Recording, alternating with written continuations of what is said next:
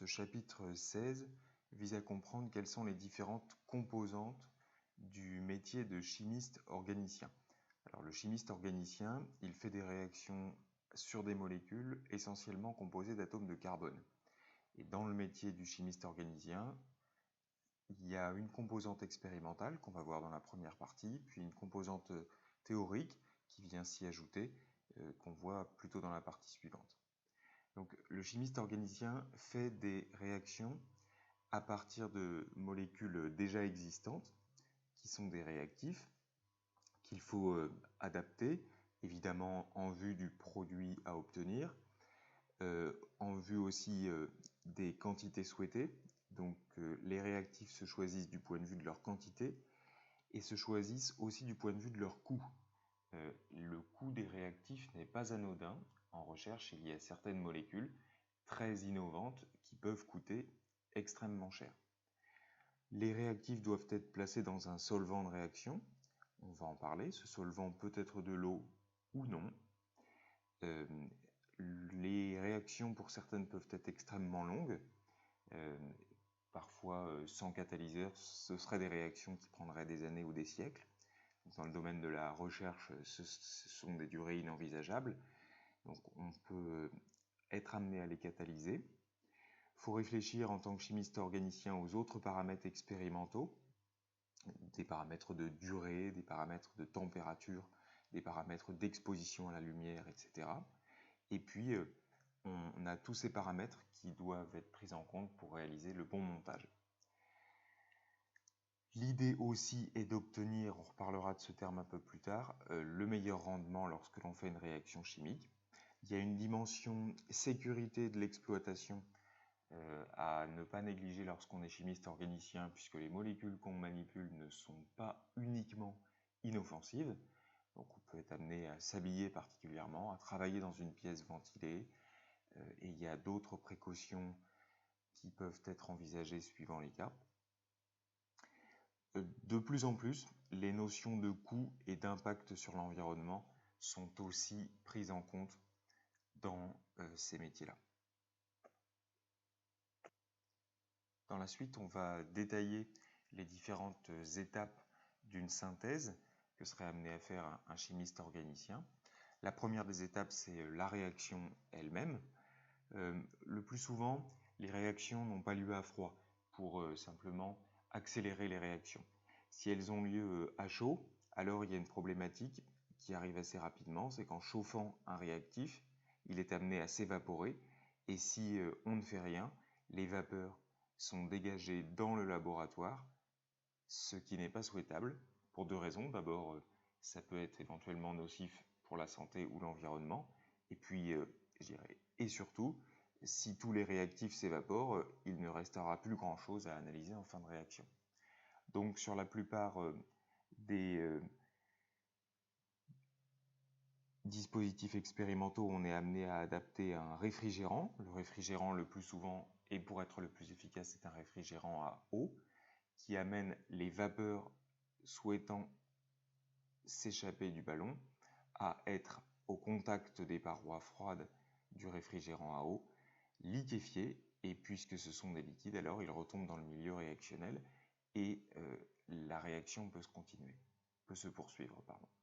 Pour des questions de sécurité, on est amené à adapter un support élévateur déployé au-dessous du chauffe-ballon. Pourquoi déployer ? Tout simplement pour qu'en cas d'emballement de la réaction, si la réaction n'est plus maîtrisée, alors on abaisse le support élévateur, ça éloigne le chauffe-ballon du ballon et la réaction peut être maîtrisée. On peut même mettre, s'il le faut, de la glace autour du ballon pour figer la réaction, en reprendre le contrôle et envisager plus sereinement la suite. Une fois qu'on a fabriqué la molécule qui nous intéresse, il va falloir l'isoler du reste des produits nouvellement obtenus, souvent moins intéressants. Donc plusieurs possibilités, soit la molécule qui nous intéresse est solide, soit elle est liquide. On ne traitera pas le cas des produits d'intérêt gazeux. Alors l'isolement consiste à séparer ce qui nous intéresse de ce qui ne nous intéresse pas. Attention, on obtient à la fin de cette étape-là un produit brut qu'il faudra peut-être envisager de purifier un petit peu plus tard. Alors, la filtration peut être envisagée sous vide pour accélérer le processus. La filtration est un processus qui vise à isoler un solide parmi un mélange solide-liquide. Alors, vous connaissez la filtration depuis que vous savez faire le café-filtre. La filtration sous vide qu'on emploie le plus souvent au laboratoire de chimie organique est une filtration un petit peu accélérée pour laquelle le principe est le même que pour une filtration classique, parfois appelée filtration par gravité, à un détail près. C'est que pour l'accélérer, on va tirer sur le fluide en adaptant sous le filtre une fiole à vide. Dans cette fiole à vide, il y a un appel d'air par dépression et le liquide est amené à couler beaucoup plus rapidement, en quelques secondes, pour obtenir un résidu solide filtré donc rapidement et aussi très sec, ce qui peut être un avantage quand on cherche à séparer la partie solide de la partie liquide. Autre possibilité, isoler un liquide d'un autre liquide. Donc ça se fait par décantation dans une ampoule à décanter. Ça ne fonctionne que si deux liquides ne sont pas miscibles. Deux liquides forment deux phases. Si l'ensemble des substances sont piégées dans un même solvant, il faudra envisager une autre technique qu'on va voir juste après. Donc si on a deux liquides non miscibles, on place l'ensemble dans une ampoule à décanter et par ouverture du petit robinet en bas de l'ampoule à décanter, en prévoyant deux récipients distincts l'un l'autre, alors on va pouvoir isoler d'un côté une phase, de l'autre côté l'autre phase. Ensuite, il restera à retirer le solvant, ça peut se faire par évaporation, et on aura alors obtenu la molécule, la seule molécule qui nous intéresse. Alors sur cette dernière illustration, on peut ajouter quand même un petit commentaire. La notion de purification apparaît légèrement sur cette illustration. Si la molécule qui nous intéresse, c'est la molécule représentée par les petites billes marron, alors le fait d'introduire de l'eau permet déjà un début de purification de la phase contenant les molécules qui nous intéressent. Vous remarquez que les impuretés, donc figurées ici en bleu, semblent plus solubles dans l'eau que dans la phase organique à laver, jaune. Donc on va introduire artificiellement de l'eau, non miscible à la phase organique, pour y piéger la majeure partie des molécules constituant les impuretés. Une purification, on va y revenir, n'est jamais parfaite, mais s'il le faut, on procède à une deuxième étape de lavage de la phase organique avec de l'eau et on va augmenter la pureté de la molécule intéressante dans la phase organique. La purification peut être envisagée à des degrés divers suivant le niveau d'exigence que l'on se fixe. Quand toutes les molécules intéressantes sont piégées dans un même solvant, il peut y avoir une difficulté à purifier le produit obtenu. Purifier, c'est extraire de toute façon ce qui nous intéresse. Si tout est piégé dans le même solvant organique, alors on peut être amené à procéder à une distillation. On dit aussi, surtout dans ce cas-là, une distillation fractionnée. La distillation fractionnée consiste à profiter du fait que les vapeurs des différentes substances volatiles contenues dans le ballon ici vont se liquéfier à des températures différentes, donc à des hauteurs différentes dans la colonne de distillation. En prévoyant, pour faire passer, par exemple au début, la première substance, un premier récipient, puis pour faire passer un peu plus tard la deuxième substance, il faudrait prévoir un deuxième récipient, en retirant évidemment préalablement le premier, puis vous avez compris, un troisième récipient pour extraire la troisième substance d'intérêt, etc., etc., etc. On pourrait obtenir isolément le premier liquide, miscible au deuxième et au troisième et au quatrième, etc., puis le deuxième liquide, miscible au premier, au troisième, au quatrième, etc., etc. Et cela autant de fois que l'on a de liquides à isoler les uns des autres. On fait ça très régulièrement et vous en aviez parlé dans le cadre du programme de première, dans le cadre de la purification des produits pétroliers. Le pétrole brut contient des substances très diverses, le bitume qui sert à fabriquer des routes, le gazole qui sert à faire fonctionner les moteurs diesel, l'essence qui sert à faire fonctionner les moteurs à essence, le kérosène qui sert à faire fonctionner les réacteurs d'avion, etc., etc., etc. Tous ces produits sont initialement contenus dans le même puits de pétrole. La distillation du pétrole brut est un exemple de séparation de liquides miscibles les uns aux autres. Pour pouvoir purifier des solides cette fois, donc je n'ai pas placé d'illustration, mais on peut parler rapidement de la méthode appelée la recristallisation. L'idée est la suivante, former des cristaux, non pas de produits bruts, mais de produits purifiés. Comment faire cela? On introduit le produit brut dans un petit peu de solvant, les impuretés s'y dissolvent, à chaud, le produit brut s'y dissout entièrement, mais en laissant l'ensemble refroidir très lentement ensuite, le seul produit qui nous intéresse va cristalliser. Donc en fait, si on résume, dans le solvant, on dissout tout le produit brut, on laisse l'ensemble refroidir lentement, le produit purifié cristallise, les impuretés restent en solution. Cette méthode est fondée sur la différence de solubilité du produit qui nous intéresse, le produit pur, et des impuretés. Il restera alors à procéder à une nouvelle filtration, sous vide ou plus classique, pour récupérer le produit purifié. Et là aussi, on peut envisager une seconde, une troisième, une cinquantième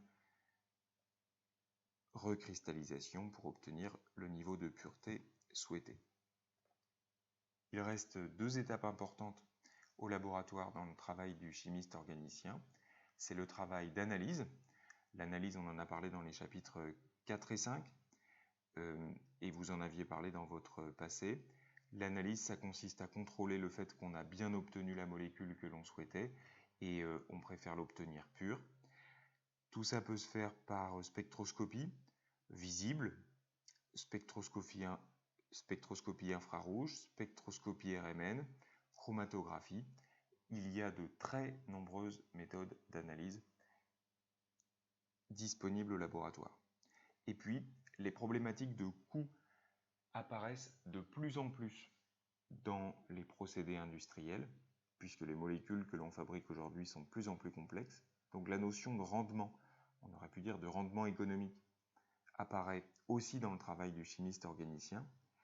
Un rendement, c'est toujours une quantité qui est inférieure à l'unité, qu'on exprime parfois d'ailleurs sous la forme d'un pourcentage, donc c'est toujours une grandeur inférieure à 100%.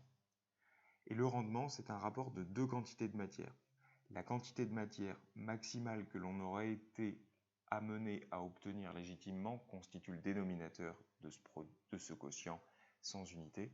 Au numérateur, c'est la quantité de matière de la substance qu'on a effectivement obtenue. Alors, l'erreur la plus courante est de définir le rendement comme un rapport de masse. Non, les réactifs et les produits ayant des masses molaires différentes, pour définir un rendement, on fait bien un rapport de quantité de matière. Je vous renvoie aux exercices, à la notion de tableau d'avancement pour bien comprendre ce sujet-là. Donc on a essayé de détailler un petit peu tous les aspects expérimentaux du travail du chimiste organicien. Il faut rajouter une partie un peu plus théorique qui souvent précède le travail au laboratoire et qui fait aussi partie du quotidien du chimiste organicien. Donc au laboratoire, pour être sûr de fabriquer la molécule qui nous intéresse, on est amené à faire des réactions dites sélectives. Pour ne pas fabriquer n'importe quoi, on va essayer d'aller fixer les atomes ou groupes d'atomes aux bons endroits sur les molécules. Donc une réaction est dite sélective si elle produit préférentiellement ou mieux encore intégralement le produit qui nous intéresse. On parle aussi de chimiosélectivité. On sélectionne la réaction chimique que l'on souhaite faire. La sélectivité ou la non-sélectivité, c'est un grand sujet. La sélectivité ou la non-sélectivité, ça se choisit. Ça dépend donc évidemment des réactifs utilisés, mais on peut aussi être amené à ajuster les conditions expérimentales, pH, température, je vous l'ai dit, exposition ou non à la lumière, solvant, etc., etc. Les exemples sont multiples. Dans le domaine de la pharmacie, par exemple, dans la synthèse de la molécule la plus synthétisée en pharmacie aujourd'hui sur Terre, c'est-à-dire le paracétamol, on part d'une molécule qui n'est pas du paracétamol mais qui lui ressemble beaucoup, le para-aminophénol. Et en fait, le para-aminophénol, il suffit à un endroit bien précis d'aller lui greffer une partie de la molécule d'anhydride acétique pour obtenir du paracétamol. Bon. Et un autre produit peu intéressant qui est l'acide acétique, l'acide contenu dans le vinaigre, mais ce que cherche à faire le chimiste organicien, c'est à fixer sur ce site donneur ce site attracteur par mouvement d'électrons. Et on ne cherche pas à fixer ce site donneur sur ce site attracteur. Et donc pour faire ça, il faut choisir le bon réactif, en l'occurrence l'anhydride acétique, et pas un autre.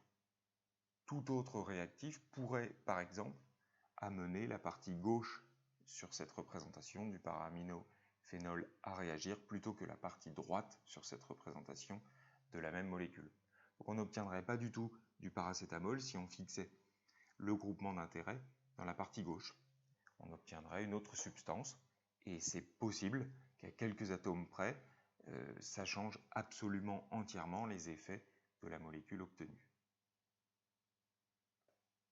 Pour s'assurer du fait que l'on fixe un atome ou un groupe d'atomes au bon endroit sur une molécule, on peut être amené à protéger une partie de la molécule transitoirement au cours de la réaction. Protéger une partie de la molécule, ça veut dire faire en sorte de fixer à la partie de la molécule que l'on ne souhaite pas faire réagir une molécule qui transitoirement va être accrochée, fixée fermement sur la molécule. Et si elle y est fixée fermement, alors aucune autre réaction sur cette partie de la molécule ne peut avoir lieu. C'est une idée qu'on a essayé d'illustrer autour de la synthèse des polypeptides dans l'activité 3, ce que l'on peut redétailler dans la suite. On a sous les yeux un exemple de synthèse de 10 peptides. Pour ça, on part d'une première molécule, différente de la deuxième a priori. Leur partie centrale R1, R2, un peu résumée ici, mais avec ces indications R1 et R2, sont quand même des parties centrales différentes. Nous, si on souhaite à la fin obtenir l'enchaînement entre la molécule 1 à gauche et la molécule 2 à droite, qui n'est pas du tout le même que l'enchaînement A1-A1, ou l'enchaînement A2-A2, ou l'enchaînement A2-A1, alors il va falloir envisager de verrouiller la partie azotée de la molécule A1, la partie acide carboxylique de la molécule A2, transitoirement pour être certain que l'accrochage se fasse au bon endroit. Si on ne verrouille pas ces deux parties des molécules, alors on peut obtenir les autres assemblages que j'ai cités avant, A1-A1, A2-A2, A2-A1. Ce verrouillage n'est que transitoire. Il faut envisager une étape de déprotection pour obtenir finalement la molécule qui nous intéressait, qui n'est pas une molécule sur laquelle figureraient les groupes protecteurs, les petits cadenas, qui ne sont que des molécules transitoires, représentées de façon schématique ici. La molécule qui nous intéresse, c'est la molécule qui fait apparaître l'azote, j'allais dire, libre. Et le groupement acide carboxylique, là aussi, libre. Donc l'étape de déprotection est indispensable. Donc toutes ces stratégies expérimentales ou plus théoriques font partie de ce domaine très créatif, finalement, de manipulation des atomes au sein des molécules, qu'on appelle la chimie organique.